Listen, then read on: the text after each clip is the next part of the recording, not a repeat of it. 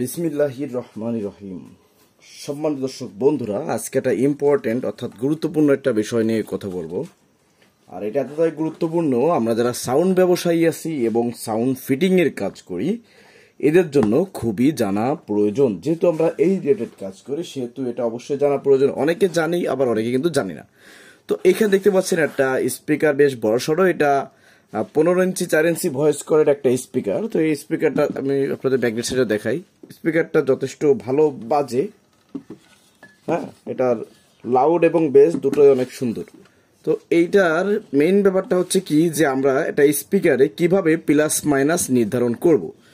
তো এখন কথা হচ্ছে কি ভাই, প্লাস মাইনাস নির্ধারণ করা তো অনেক সোজা। কেমন? এই যে লাল, এই যে কালো। আচ্ছা ঠিক আছে, এটা লাল এটা কালো মানলাম। এখন ধরুন এখানে অন্য আরেকটা ব্র্যান্ডের স্পিকার আসছে, যেটার এই সাইডে লাল এবং এই সাইডে কালো। এখন দুটো স্পিকার যখন আমি বক্সে লাগাচ্ছি, আমার সাউন্ড পাতলা হয়ে যাচ্ছে।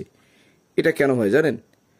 এটা হওয়ার একটাই মেইন কারণ, সেটা হচ্ছে প্লাস মাইনাস ঠিক না থাকার কারণে। তো আজকে আমরা শিখবো যে কিভাবে প্লাস মাইনাস নির্ধারণ করতে হয়। তো এই জন্য প্রথমে আমার প্রয়োজন হবে একটা ডিসি ভোল্ট। ডিসি 12 ভোল্ট নিতে পারেন, 6 ভোল্ট, 20 ভোল্ট, যা খুশি তাই। তো আমি একটা পাওয়ার সাপ্লাই নিচ্ছি। এই যে পাওয়ার সাপ্লাইটা নিলাম। এখন কথা হচ্ছে কি, এইটার আগে সূত্র বলি। আমি যদি লালে লাল এবং কালোতে কালো লাগাই, এবং যদি এমন হয় যে আমার স্পিকারটা উপরের দিকে ঠেলতেছে, লাইক ধরেন এরকম, যে এই স্পিকারটা এরকম লালে লাল কালায় কালা দিলে স্পিকারটা এরকম ধরতেছে, এরকম উপরের দিকে ঠেলে ধরতেছে, সাধারণত এটাকে প্লাস ধরা হয়। কোনো কোনো ক্ষেত্রে নিচের দিকটাকেও প্লাস ধরা হয়।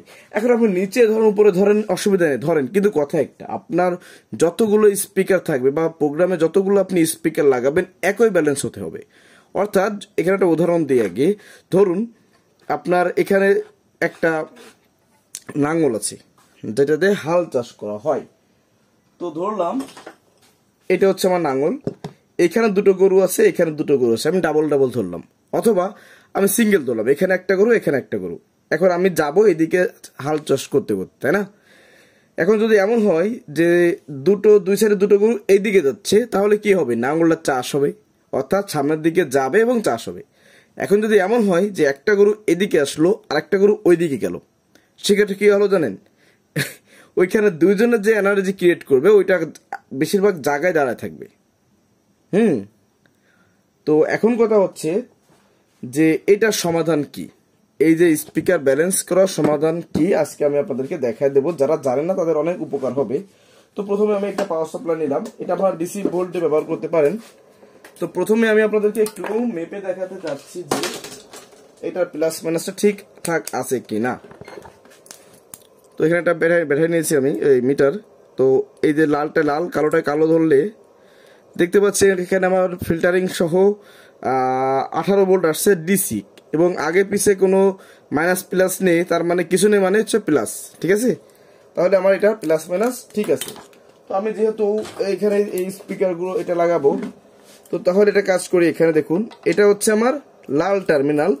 তো লাল টার্মিনালে আমি এটা লাল টার্মিনালে লাল ক্লিপটা লাগিয়ে দিচ্ছি, দেখেন এটা। আর সরে গেল, কালোটাই কালো, আগে লাগিয়ে নিই।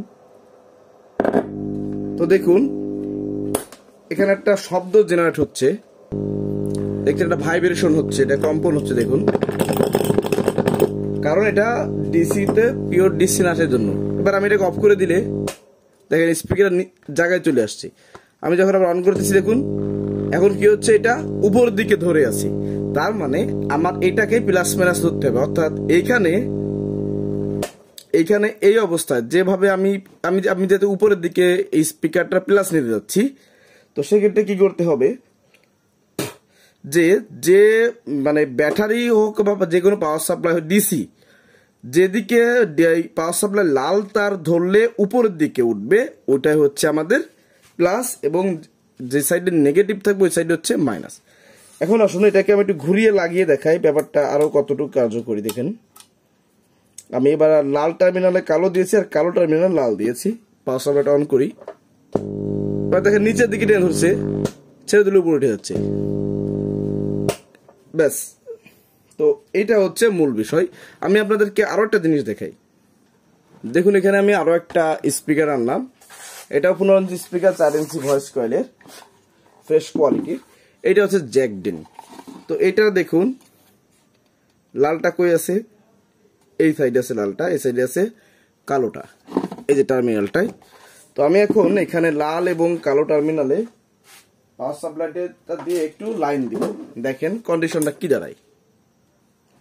তো স্পিকার টার্মিনাল ঝামেলা হওয়ার জন্য, ভিতরে থাকার জন্য ক্লিপটা যাবে না, যার জন্য আমি দুটো স্ক্রুকে এই টার্মিনাল আগে লাগিয়ে নিচ্ছি কানেক্টর হিসেবে। এরপরে এই টার্মিনালে আমরা পাওয়ার সাপ্লাই লাইন দিব। তো লুকটা এরকমই আসছে। তো এই সাইডটা লাল, এই সাইডটা কালো। তো আমি এখন কালোটা কালো দিচ্ছি, পাওয়ার সাপ্লাইটা অন করি।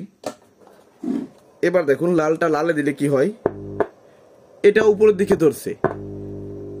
এবার আমি যদি এটাকে পাওয়ার সাপ্লাইটা ঘুরিয়ে দিই লাইনটা, তাহলে নিচের দিকে টানতেছি।